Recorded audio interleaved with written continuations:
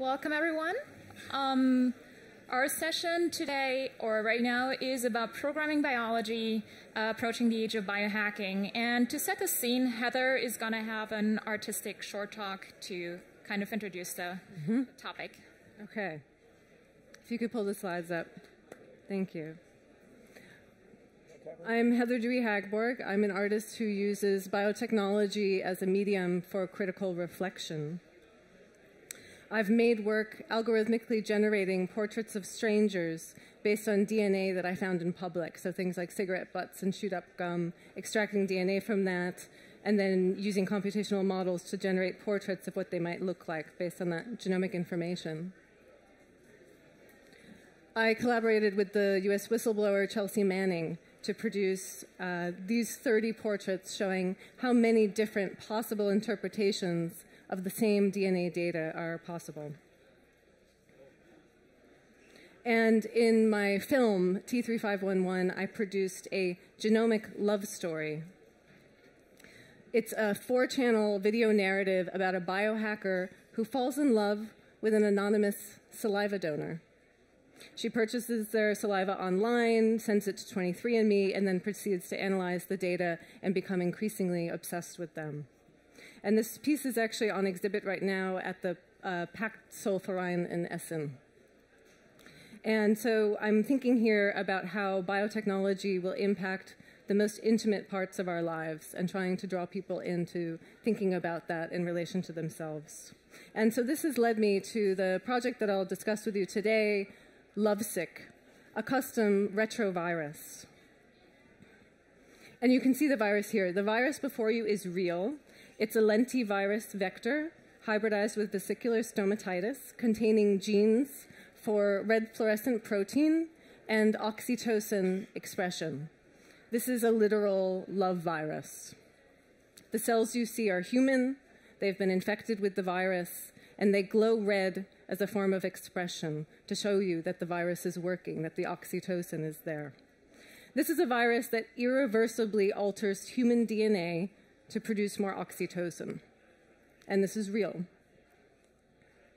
So over the last few months, I've been quietly working with scientists at a company in Philadelphia called Integral Molecular to produce this virus. They specialize in antibody discovery, and they make viruses like this every day. It took us only less than a month, start to finish, to produce this working functional virus. So the hormone oxytocin is implicated in feelings of love and bonding, monogamy and devotion. This project is envisioned as a kind of activist intervention, imagining that I could combat the hate and alienation of our present post-Trump, post-Brexit moment. And so inspired by this real laboratory work that I've shown you here, I've also been developing a bit of a narrative, so thinking through what is the future that the lovesick virus might make manifest. And I'm going to share just a bit of that scenario with you now. A biohacker becomes disenchanted with the way that things are politically and personally and endeavors to change the world. She engineers a love virus to combat hate and alienation and to make herself feel more connected. In addition to increasing a person's oxytocin levels, the virus also inserts a gene for red fluorescent protein as a reporter, which leaves a telltale pink-red glow in the skin of the infected. The virus works, and the biohacker can see the invisible production of oxytocin through the link to red fluorescence. She loses interest in her phone and begins to feel better, more social, affectionate, cuddly. She suddenly finds herself holding hands with strangers. Her friends catch on and they want in. And they begin an underground cottage industry producing the virus. They encapsulate it in these glass tubes that are shaped like the oxytocin molecule and that are also charms. The virus irreversibly changes DNA forever, so it's kind of a big deal. So they develop new rituals for infection, breaking open the capsule, pouring it into the mouth, incubating, and then singing together in a group the amino acids of the oxytocin virus, CYIQNCPL. It begins as a cult phenomenon, but catches on with a speed and reckless audacity that you only see in people facing the end of the world. Glowing red symbolizes that you're part of this new movement of connection. Magazines feature actors splayed on the grass in a loving embrace with the subtle red glow of one who has been infected. A new group dance style emerges, the tango. Hand in hand, arm in arm, leg in leg, shapes subtly shifting in place. All the clubs now feature electric blue light to enhance your glow. And family changes, so prejudice based on blood gives way to radical openness. The people who are with you at any given moment, as we are now, become your family. And then there is a return of rituals from the past, like holding hands, walking down the street, sometimes in huge groups while dancing. And finally, there is the destruction of devices. Giant piles of shattered phones, tablets, laptops, a few VR goggles fill the streets like barricades in the French Revolution. And it becomes the thing to demonstrate how over digital you are. There is, of course, the resistance, and these people retreat further into their digital mediated world, but most people actually leave it behind and come together.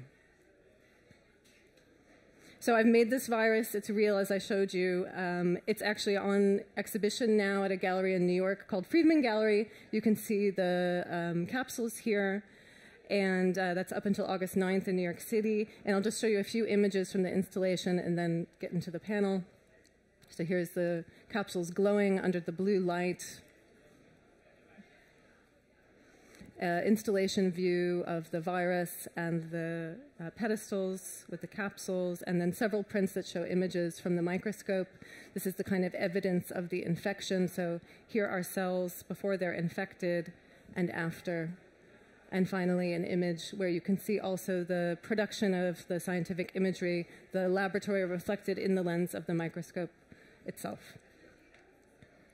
Thank you, Heather.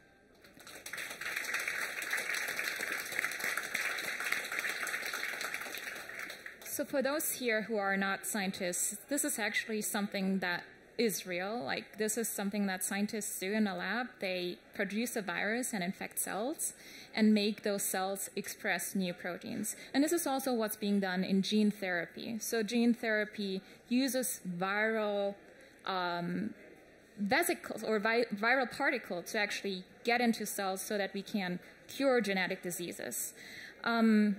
Lutz, who's next to me, he's working on a different approach of curing diseases specifically related to organ failure or organ dysfunction. But maybe you can introduce your work yourself. Well, thank you. My name is Lutz. I founded a company which is called Cellbricks, and we do bioprinting. So whenever I say bioprinting, in your mind, immediately this kind of sci-fi movie atmosphere starts with starships hovering in the background. There's this sterile atmosphere. There's robots, and there's this kind of microwave-sized box. Somebody presses a button, it rattles, and the surgeon takes out a beating heart. It's directly transplanted. Everybody's happy. So this is the one vision you have in your mind. Once I say bioprinting, you think something like that. The second is something rather Frankenstein-arty, like me sitting in a basement, there's a thunderstorm cracking, and I play madly laughing on my organ. So both ways are wrong. I'm telling you this up front, kind of as a disclaimer, to basically ground you to a level to basically tell you it's going to happen. So what I'm doing is basically I'm trying to print with 3D printers living biological material, and it's working. Let's keep it like this. Like, this panel discussion is too long to basically explain how I do it. I have to take the shortcut and basically tell you, okay, this is working, but only on a tiny level yet. So all I can print is like little functional units, for example, of liver, which are not bigger than my little finger or something like that. So it's not this beating heart yet. It's not the functional liver that can be transplanted yet, but it's still working like the complete physiological organ. So in my Petri dish, I can mimic the function of the human liver on a maybe 1 to 1,000 scale or something like that. But this technology is going to get bigger, and hopefully the long vision is, of course, to create something transplantable and to have something that can solve, for example, donor organ shortage, for example. Very nice.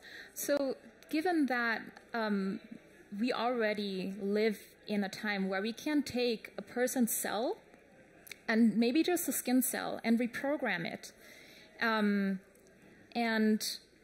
reprogram our skin cell, for example, to our liver cell, how far away do you think it is that you can use a person's own cell to make yourself a donor organ?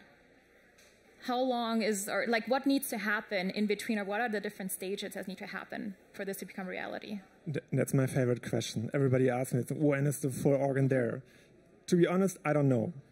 It's a question of technology, money, funding, regulations. There's a whole bunch of things that have to happen.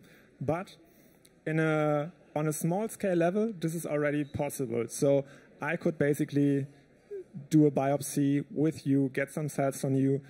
Nice part of cells is if you treat them right, they multiply in your incubator and you get more and more and more. And the more cells I have, the more, let's call it, biological printing material I have. Thus, chances are there that I can create a so-called autologous organ for yourself. But when this is going to happen, I don't know. From my perspective, it's not going to be the life-sustaining organ yet, but rather on a more easier level, something like cartilage, something like, for example, connective tissue, rather a cosmetic surgery. So if something with this technology goes wrong, nobody dies at first. It's a good part. If someone has knee or like meniscus injury or something, this is something where theoretically this would be a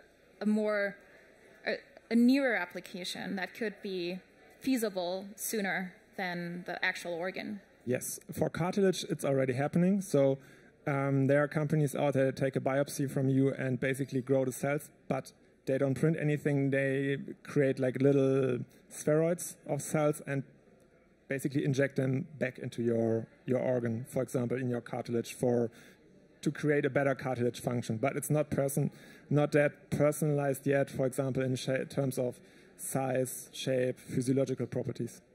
That's really interesting. How many companies are working on that? On bioprinting or on... like actually putting this into practice right now? There's a couple of companies working on it. For example, in bioprinting, it's something like, I know of 8 to 10 companies that are working on it. Okay, so it's promising enough to believe that this is going to be a reality at some point. I think so too, and I think from my perspective, we are all young enough to see this entering the medical canon, let's say it like this. So I think in 10 to 20 years, you won't be surprised that there can be replaceable material, let's call it that, this for your body. Okay. Maybe now I can tell you a little bit, because you said we're still young enough, and this is actually my keyword.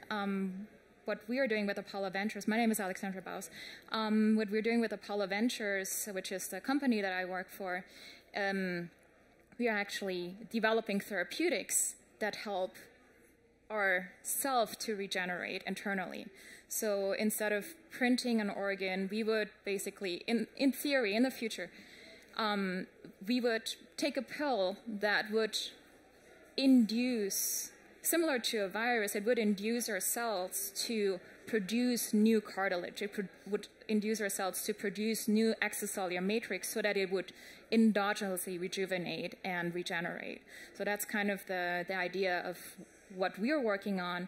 And maybe to tell you how far we are with this and what is reality today is that one of the mouse experiments that have been done showed that if you could remove certain cell types in a mouse's body that accumulate as we age and that are kind of destructive to our tissues, if you could selectively eliminate these cells, these mice look younger, look rejuvenated, and they live 25% longer. So this is kind of what we've seen in animal models, and this is what we're trying to bring into humans so that when we normally look at the human lifespan, we right now see an increase in functionality until we are kind of teenagers, and then after, like, I don't want to say a wrong number right now, but maybe after 35, 40, we see that it's declining slowly, but surely. We notice that we're not as resilient anymore.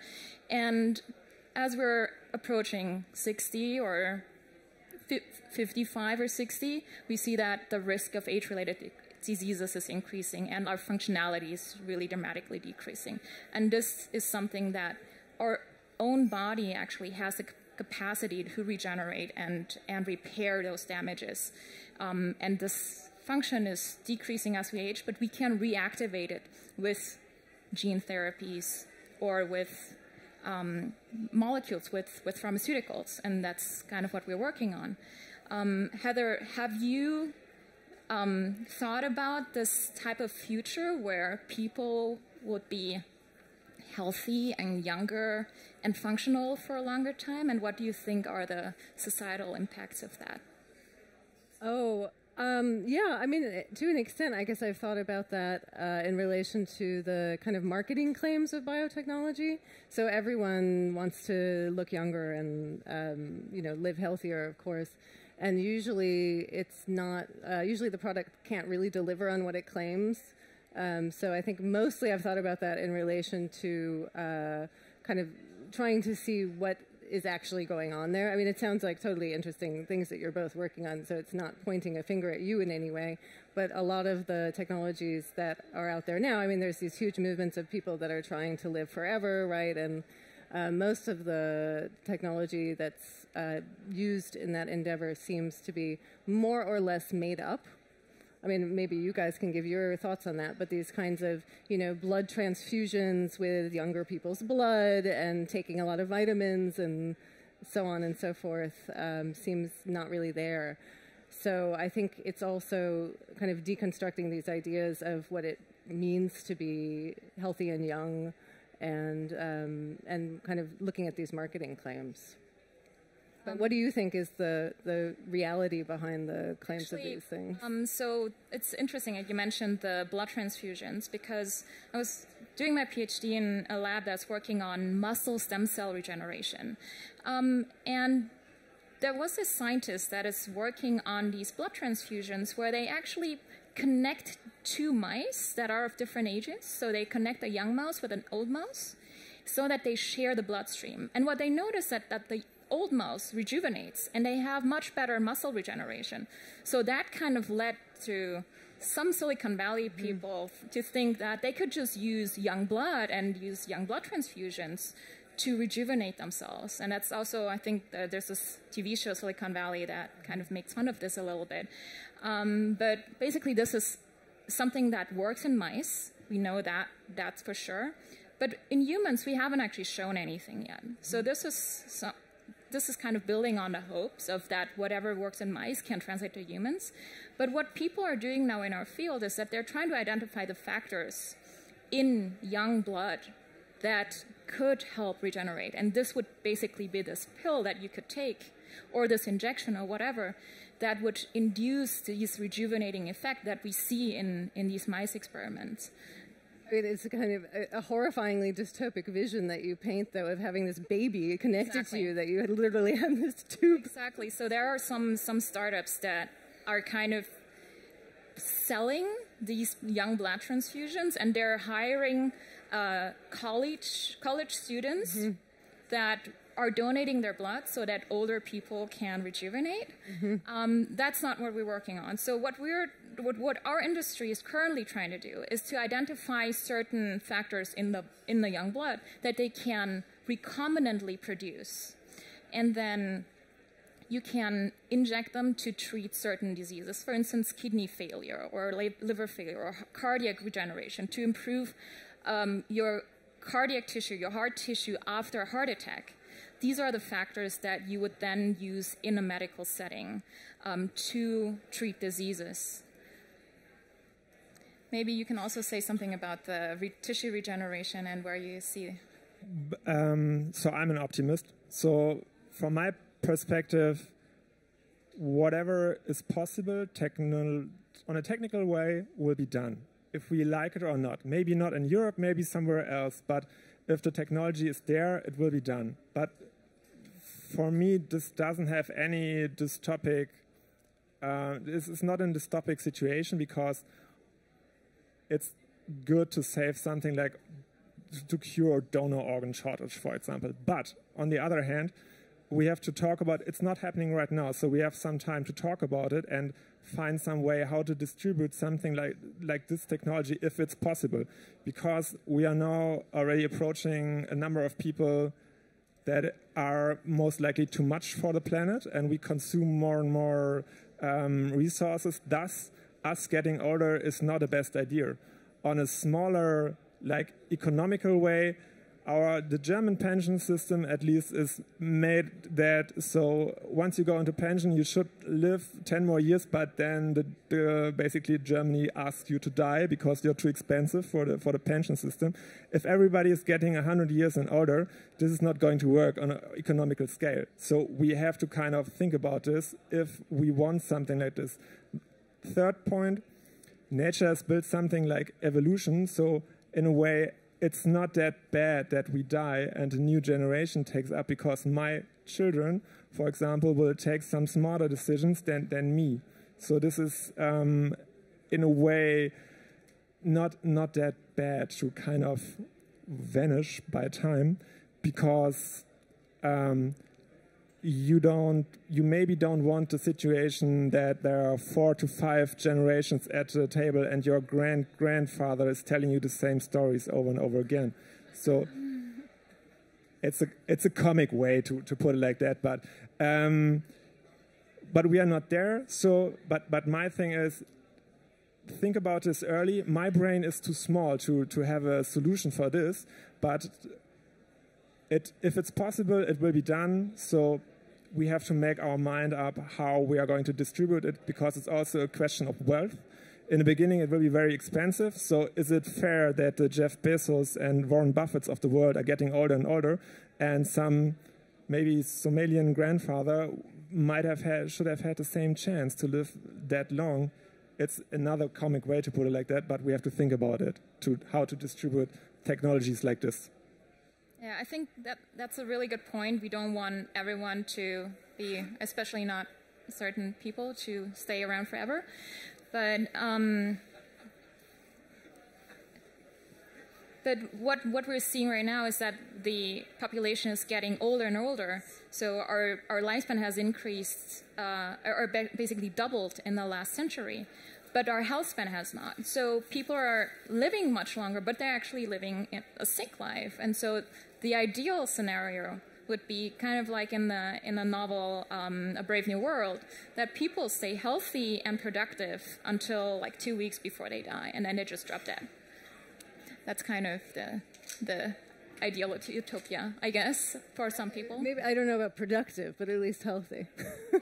Maybe they just have fun. I think people want to be productive. You can define productive however you like. Maybe we can open the question for the round for questions from the audience about the topic, if you have any. Yeah, go ahead. I can repeat the question. Or it's a question specifically for Heather, or well, whatever who want to answer. The transhumanism, it's a topic that really appeals me, but there are a lot of issues, ethical, religious, political, around the transhumanism and the biohacking. But what is your position? Are you, I mean, your project are some kind of speculative design and make us think what would happen, but what is your personal opinion about to hack our bodies? Yeah, so we are all cyborgs already. So I think it's sort of, for me, a parsing out of what I try to do with my work is show the future that's already here. So with the virus, it's not speculative design. I mean, it's real science done in the lab, and then it's brought through the artistic medium to try to make it into something that people can feel and relate to in some way, to show what's already there. So I think when it comes to transhumanism, I mean, we are already everyone in this room is already transhuman. and then it's a question of thinking of really what future we actually want. And I would definitely separate that out from the kind of singularitarian claims of uploading our brains and things like that. I think that that side of things is a fantasy that I don't believe will take place. But I do think that we will engineer the human race in a different way. I mean, I think we already are, and I think that that is something that will be radically expanding in the next decades, and that we really are not dealing with.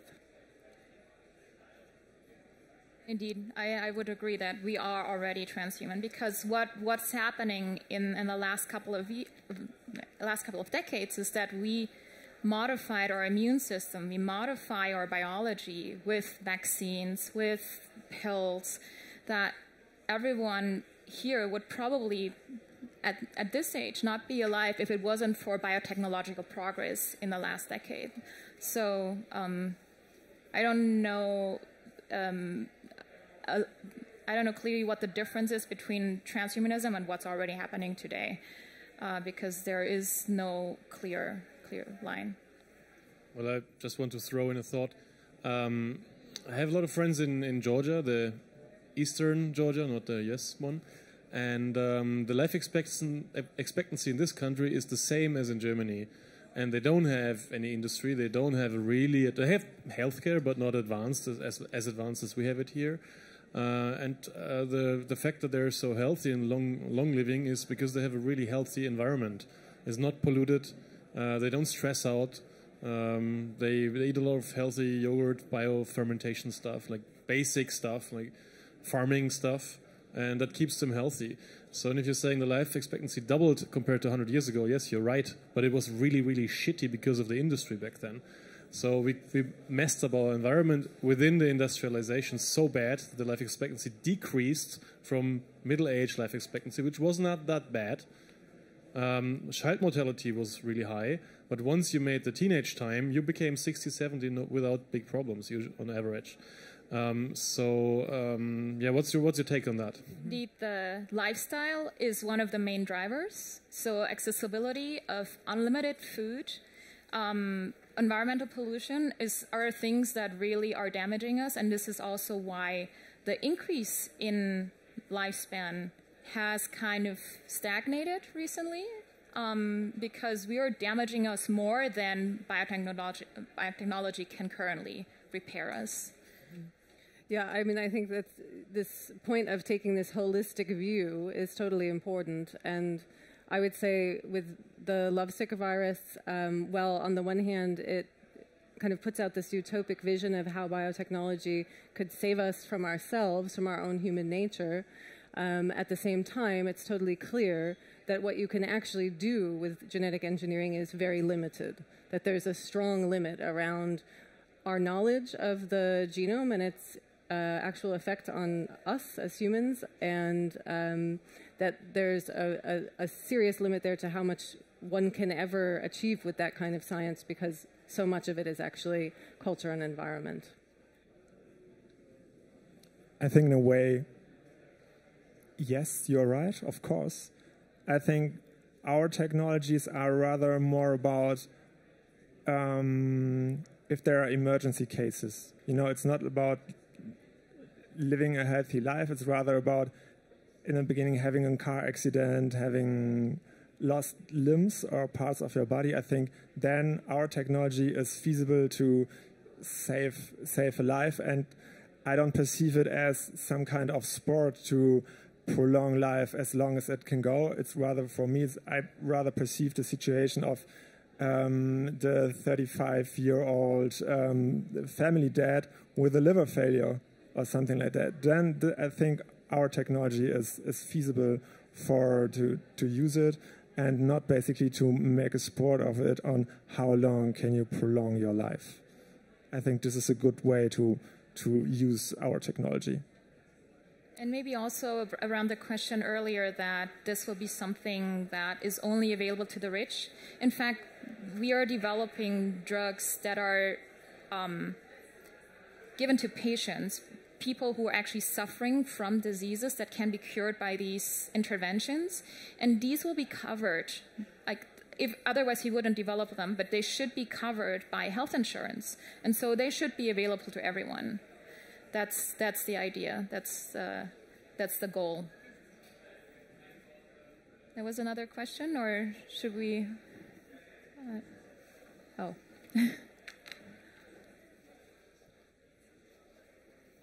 Hi. I think we have to make the distinction between fighting against diseases like cancer, diabetes, and so on that kill us before we can reach our potential lifespan, as compared to working on technologies that extend our lifespan while we are healthy. So the example, for example, when you have the connected mice, you know that it works, but you don't know how it works. And from my perspective, we are investing in 99% into working against these diseases instead of also working for extending the lifespan. So what's your take on that? You mean we're working against there is diseases of many aging? diseases that we are doing pharmaceutical investigations and so on to fight cancer, for example, or Alzheimer's and so on. So this is killing you, although the rest of your body would be healthy and could live for 120 years. Right. That's one thing. The other thing is I could invest in technologies that, for example, like you do, clean up my body and extend my lifespan. So there's actually, I wish I had a graph of this, because as we age, the risk of having any age-related disease increases exponentially. And so even if you could cure cancer and people would not die of cancer anymore, they would be actually more miserable, because then they would be suffering from heart disease, dementia, and metabolic disorders. So what we're trying to do is repair or activate the body's own repair system so that they can prevent all of these diseases at the same time, and basically shift this morbidity towards a later stage where people can still realize their potential. Well, we are getting already too old. It's the thing. Our body is not made for 70 to 80 years, so it's rather more about, I don't know, correct me, 40, 50, something like. So we are already getting too old. This is basically the problem. So we are trying to fix something that's not actually made for such a lifespan, to be honest. Maybe I can say something to that, because this is about evolution as well. And if we want to become more, then we are experienced so much in our lives that make us, that we realize that even when we're 60, we may not have realized the potential, because we're still learning and we still want to be around and do more and experience more. So what if at 60 you're declining and you're kind of stopped from doing that? I don't know, maybe I'll ask you again when you're 60 how you feel about it. I think we are over time already. No idea. Is that, you can also keep discussing if anyone has more questions.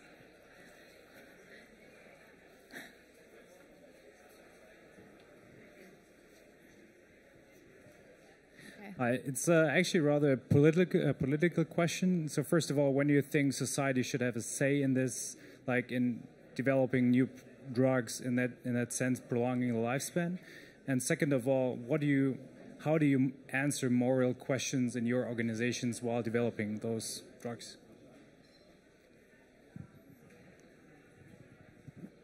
Do you want to start? How do we answer moral questions? Well, the hard part is I can't, and I have to make sure that this is very, very clear. So I perceive my technology as something very positive and very in a clinical way. I don't want to play around with life. I don't perceive my job like that. So the hard part is I can't answer all moral questions. I have no solution for how the stuff I'm going to develop will be used afterwards. I can I can warn everybody, I can talk about it, and I can go out on stages like here and tell everybody, look, this might going to happen. Think about how we find solutions for this before it is there. It's not like digitalization happening in Germany. Suddenly it is there, everybody is scared. Now, I have to go out first and tell everybody, look, this might happen, bioprinting is going to happen, biohacking is going to happen. The technology is not going to go away. Somebody's going to do it. Maybe not me, maybe somebody else. So think about how we are going to find a solution for that, because my brain is in a way too small to solve the solution. Should I work on that? Then I love my job and I think I perceive it as something good. But I don't want to be like the Werner von Braun in 30 years, like developing the rockets that kill everybody. So I don't perceive it like that, to keep it in this way. But this might be kind of a bit naive in my way to look at it. But I strictly perceive it as something very, this technology as something very positive. I agree. So if you want to put it in a moral way, I think everyone should have the right to health. So and the technology exists. So if everyone should have the right for healthcare, they should have the right to get the medications that keep you healthy. And at the same time, there should be a choice for not getting that. So, and that's something that I think in Switzerland is being done, where people who decide that they don't want to stay around anymore, then they can just pull the plug. And that's maybe something that we should consider as the society is aging and people are being kept alive, even though they don't really want to. But I think there are a lot of people who want to stay alive and want to experience the world, who for health reasons cannot, and they should have the right to have access to these medicines. I think the scientists developing medicines and new technologies are not always the ones who can see the social implications. And so that ties a bit to the name of the panel. When we think about biohacking, think about community biology spaces, and think about education and curriculum. And so one of the ways of society engaging with what's happening, which is usually behind closed doors, right? I mean, what's happening in companies doing experimentation, what happens when you send biopsy off to the lab, like nobody knows, right? It's all hidden from view. But with biohacking, community biology, and in public schools, there's an opportunity to bring people directly in touch with what is actually happening. And so then they can begin to make some actually informed decisions. And I would also make maybe also just a note that inviting artists into your lab also might be a good idea, because we can maybe come up with some stories and share them that you might not think of.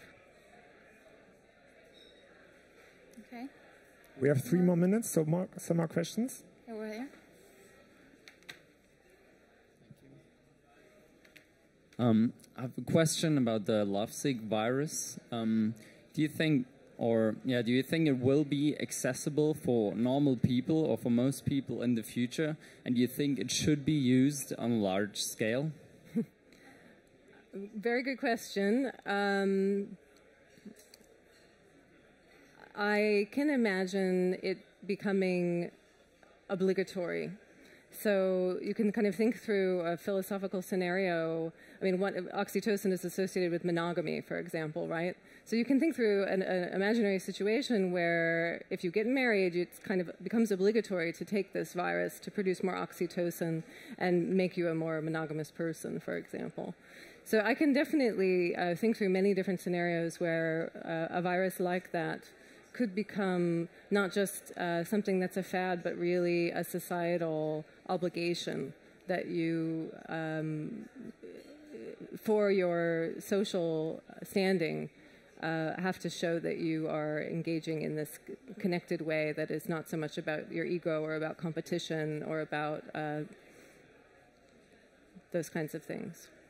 I think the oxytocin virus is fairly theoretical, because if you imagine oxytocin, of course it's known as the love hormone, but it also has other effects, like women actually start lactating if they have a lot of oxytocin, and I don't think that we want a world where everyone is lactating all the time.